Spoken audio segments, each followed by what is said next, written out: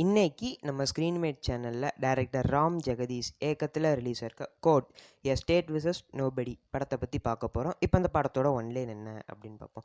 படத்தோட ஹீரோ ஒரு junior லாயராக practice பண்ணிக்கிட்டு இருக்காரு. அவரை சுற்றியுள்ள எல்லாருக்குமே கேஸ் கிடச்சிருது. ஆனால் இவருக்கு தன்னோட ஃபஸ்ட் கேஸே இன்னும் கிடைக்கல. அதனால் அவர் இன்னொரு சைடு கேஸுக்காக ட்ரை பண்ணிக்கிட்டு இருக்காரு. அங்கேருந்து பேரலாக இன்னொரு ஸ்டோரி நடக்குது. அது என்னன்னா, ஒரு 19 வயசு பையன் ஒரு பொண்ணை லவ் பண்ணிட்டு வரான். இது பொண்ணு வீட்டுக்கு தெரிய வந்துடுது. அதனால் வில்லன் மைனர்கள் அப்யூஸ், அதாவது போக்சோல பொய் கேஸ் போட்டு அந்த பையனை அரெஸ்ட் பண்ணுறான். வில்லன் பெரிய ஆள் அப்படிங்கிறதுனாலையும் ஜாதி பணவெறி பிடிச்ச பைத்தியம் என்ன பண்ணுமோ அதை பண்ணி அந்த பையனுக்கு தண்டனை வாங்கி கொடுக்க பார்க்குறான். ஸோ எல்லாராலையும் கைவிடப்பட்ட இந்த கேஸை ஹீரோ கையில் எடுத்து வாதாடுறாரு. ஸோ இதுக்கப்புறம் என்னாச்சு, அந்த பையனோட இன்னசென்ஸை ப்ரூவ் பண்ணி வெளியே கொண்டு வந்தாரா இல்லையா அப்படிங்கிறதான் இந்த படத்தோட மொத்த கதையே. கேஸ்டிங்கை பொறுத்த வரைக்கும் பிரியதர்ஷி புலிகோண்டா இவர் தான் மெயின் லீடாக நடிச்சிருக்காரு. அப்புறம் ஹர்ஷ் ரோஷன், ஸ்ரீதேவி இவங்க 2 பேரும் லவ்வர்ஸாக நடிச்சிருக்காங்க. இது போக சாய்குமார், சிவாஜி, ரோஹிணி இவங்கெல்லாம் ஒரு முக்கியமான ரோல் பண்ணியிருக்காங்க. அதுலேயும் முக்கியமாக சண்டு ஜாபிலி இந்த 2 ரோல் பண்ணியிருந்தவங்க அவ்வளோ நேச்சுரலாக நடிச்சிருந்தாங்க. அவங்க 2 பேரும் வர சீன்ஸ், அவங்க இன்னசென்ஸ் இதெல்லாம் அவ்வளோ அற்புதமாக வெளிப்படுத்தியிருந்தாங்க.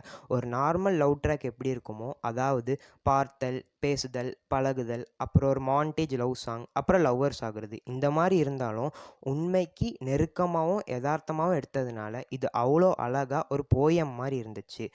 ஸோ இதுலேருந்து நமக்கு என்ன தெரியுதுன்னா, நம்ம ஏற்கனவே பார்த்து சலித்த கதைகளையோ காட்சிகளையோ உண்மைக்கு நெருக்கமாக பெரிய ஆஸ்பிரேஷன் இல்லாத மனிதர்கள் மூலயமா சொன்னோம்னா ஆடியன்ஸை ஈஸியாக என்கேஜ் பண்ணிடலாம் அப்படின்னு தெரிய வருது.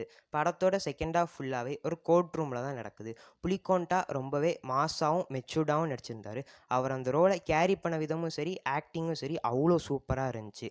அப்புறம் போக்சோவை எப்படியெல்லாம் மிஸ்யூஸ் பண்ணுறாங்க, எங்கெங்கெல்லாம் ரெஸ்ட்ரிக்ஷன் தேவை இருக்குது, விக்டிம்க்கும் அக்யூஸ்க்கும் உள்ள ஏஜ் டிஃப்ரென்ஸ், இதெல்லாம் இன்கேஸ் ஆஃப் போக்சோவில் அவ்வளோ தெளிவாகவும் அற்புதமாகவும் பேசியிருந்தாங்க. அப்புறம் வில்லன் கேரக்டர் நடித்த சிவாஜி ஒரு கன்சர்வேட்டிவ் கேஸ்டிஸ்ட் சாவுனாஸ்டிக் மேலாக நடிச்சிருந்தார். இந்த படம் சுமார் ஒரு 2.5 மணி நேரம் ஓடுது. ஆனால் எந்த இடத்துலையும் சலிப்பு தட்டாமல் அவ்வளோ என்கேஜிங்காக இருக்குது. அதுக்கு முக்கியமான காரணமே படத்தில் நடித்த எல்லாருமே அவ்வளோ சூப்பராக நடிச்சிருந்தாங்க. அப்புறம் படத்தில் அங்கங்கே சில ட்விஸ்ட் ரிவீல் ஆகுது. ஆனால் அதெல்லாம் பாரு, நான் ஆடியன்ஸையே புரட்டி போடுற வகையில் ட்விஸ்ட் வைக்கிறேன் அந்த மாதிரிலாம் இல்லாமல் அந்த ஃப்ளோவோடி ஒன்றி இருந்துச்சு. ஸோ உங்களுக்கு ஒரு நல்ல எமோஷ்னல் உள்ள கோர்ட் ரூம் ட்ராமா பார்க்கணுன்னு ஆசைப்பட்டீங்கன்னா இந்த படம் உங்களுக்கு கண்டிப்பாக பிடிக்கும். இப்போ இந்த படம் தமிழ் டப்பிங்கில் அவைலபிள் இல்லை, டைரக்ட் தெலுங்கில் தான் தேட்டர்ஸில் ரிலீஸ் ஆகிருக்கு. கண்டிப்பாக போய் பாருங்கள். தேங்க்யூ.